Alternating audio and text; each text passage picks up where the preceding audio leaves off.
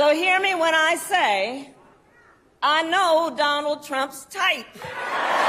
Kamala Harris, for the time being, campaigning solo for president.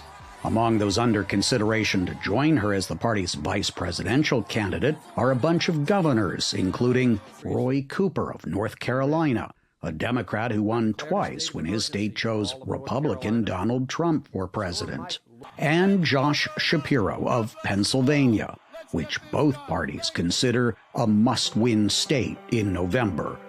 Then there's an astronaut who became a U.S. Senator, Arizona's Mark Kelly.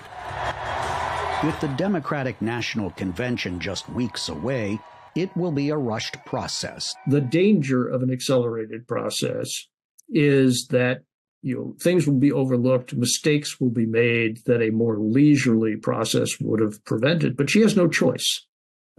She has to do it fast and get it right. There's no science to getting it right. It's about selecting someone who can attract the most votes, especially in the handful of swing states likely to determine the outcome. Ready, get set, go. Ready, go. That may mean focusing on geography rather than personality. I think someone from the Midwest or even from the South would be a good choice. Andy Beshear, he's a governor from Kentucky. I think he would make a good choice. We want to make sure that we're balancing out the ticket because we have someone from California.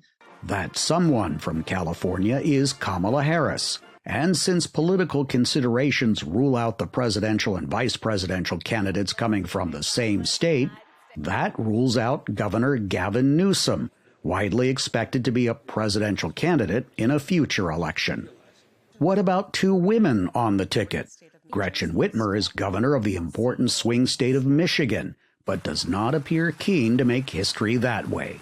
I am not leaving Michigan. I'm proud to be the governor of Michigan. I've been consistent. I know everyone is always suspicious and asking this question over and over again. I know you're doing your job. I'm not going anywhere.